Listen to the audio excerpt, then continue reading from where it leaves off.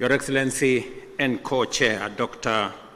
Emerson Dambuso Mnangagwa, Chairperson of SADC and President of the Republic of Zimbabwe, Excellencies, Heads of State and Government of the East African Community and SADC member states, Ministers responsible for Foreign Affairs and External Relations of EAC and SADC, Secretary Generals of SADC and EAC, distinguished delegates, esteemed guests, ladies and gentlemen, I will take this very early opportunity to sincerely thank my dear sister, Excellency Dr. Samia Suluhu Hassan, President of the United Republic of Tanzania, for hosting this joint summit. After extensive consultations, when I requested her to host this summit, without hesitation, she offered these excellent facilities for us to engage in this exercise. My dear sister, thank you very much. We're truly grateful. Equally important, I appreciate the efforts made by the two regions through their respective communities to mobilize with urgency and convene separate extraordinary summits in order to deliberate on the concerning security situation in the Democratic Republic of Congo. Excellencies, together,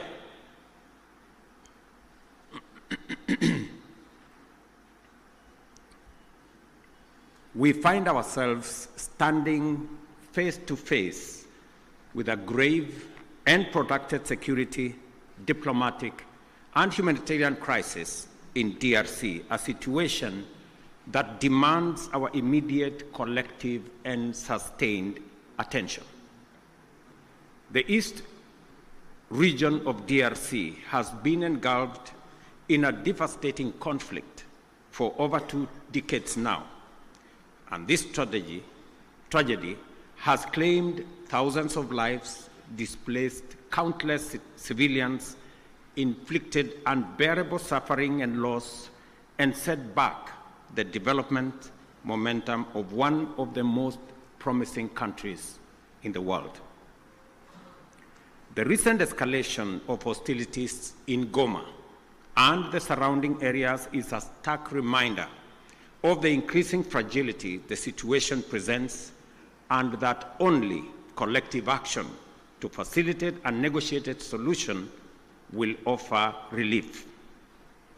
Today, we join together in order to reiterate our calls to the parties to this tragic conflict to immediately cease hostilities and take positive action to allow meaningful dialogue aimed at restoration of stability.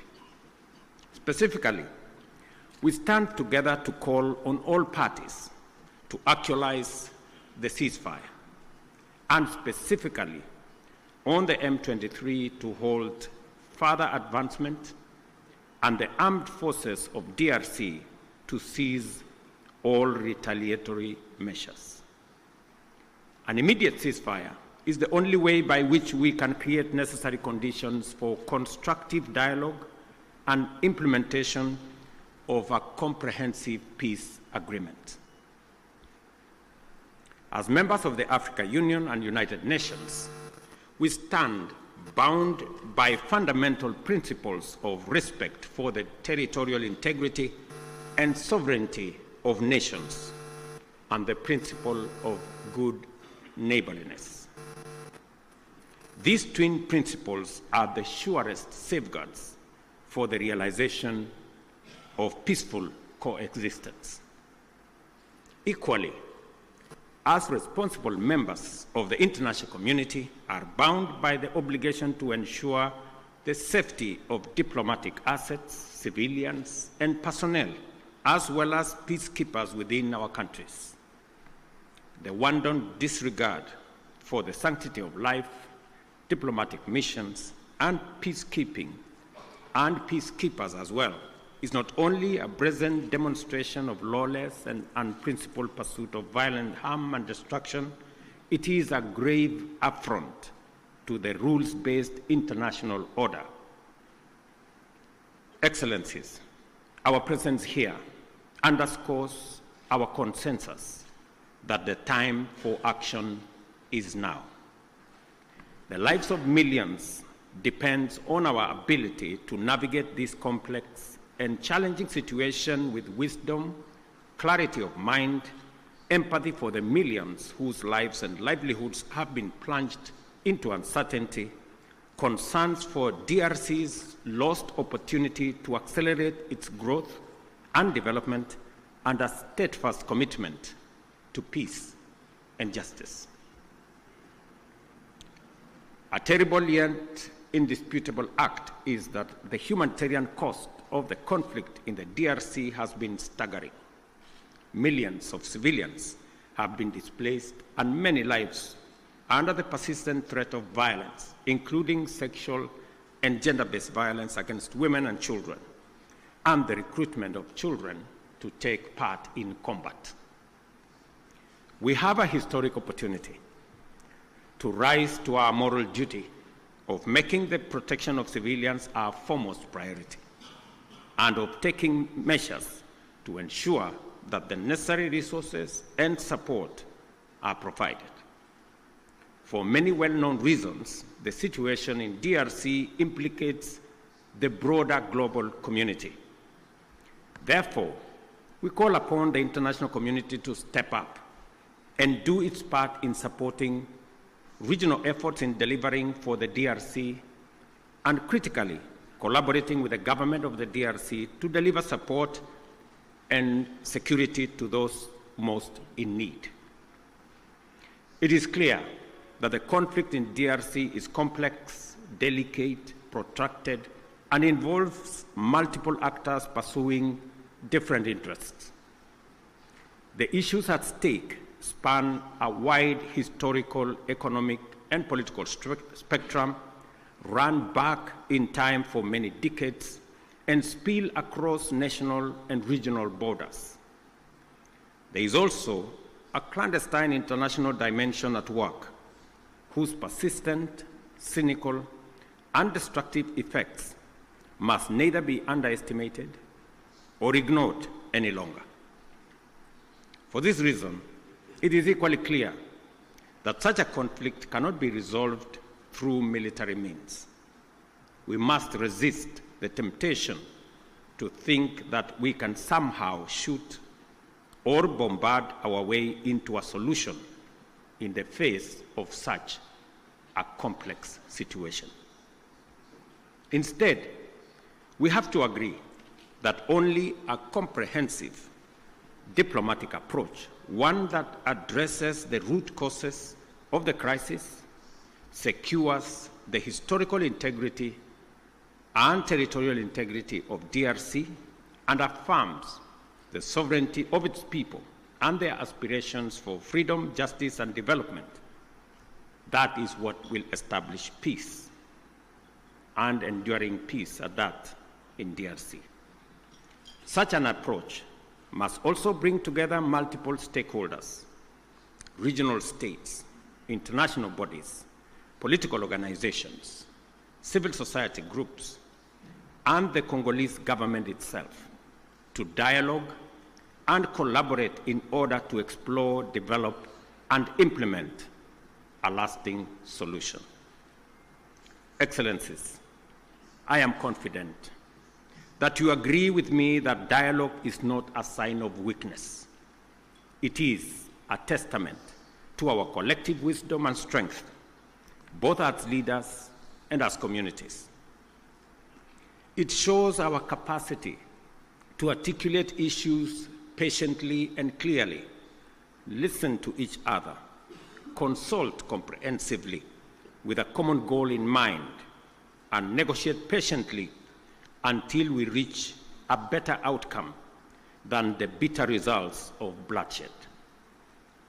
It is in this spirit that we must encourage all parties to put aside their differences and mobilize for engagement in constructive dialogue aimed at achieving the sustainable solution of conflict by peacefully addressing all underlying issues. I believe that we have a singular opportunity to build on the gains and lessons of Luanda and Nairobi peace processes. We have a historic opportunity as the broader neighborhood of the DRC to mobilize our collective will into a fused, single, and coherent initiative towards the resolution of this complex crisis. Such an approach will bring all our assets to bear and minimize the possibility of parallel initiatives that duplicate and undermine progress, including creating unnecessary competition as we strive for peace. My dear brothers and sisters, this calls for our unwavering political support. I therefore urge Your Excellencies at this extraordinary joint summit to deploy our best effort and muster our total commitment to facilitate a sustainable settlement that lays the foundation for a stable and prosperous Democratic Republic of Congo. I dare say, Excellencies, the situation may be complex, it may be protracted, it may have been with us for years, but I believe the situation in the DRC can be solved, should be solved, and must be solved. For this reason, it may also be prudent for the consolidated single EAC-SADC initiative on this matter to be supported by a strong secretariat that can provide the necessary coordination, monitoring, and enforcement to ensure effective implementation of outcomes. The international community must stand in solidarity with the people of DRC during this time by aligning their support with this initiative. I conclude, Excellencies, by affirming our robust commitment to achieving sustainable peace and development and integration across the region. The security of DRC is essential not only for the stability of the country, but also to the prosperity and cohesion of the entire EAC and SADC. We call upon all parties to prioritize dialogue, cooperation, and above all, the protection of civilian lives. I thank you once again for being able to be here on this very important mission. It is a historic mission because for the first time, two regional economic blocs come together as a testament of the seriousness of the challenge we face, but also underscoring our commitment to provide leadership to resolve this issue. Thank you very much. May the Almighty God bless all of you and bless our region. Asanteni sana, merci beaucoup, Mayor Bigato. Thank you very much.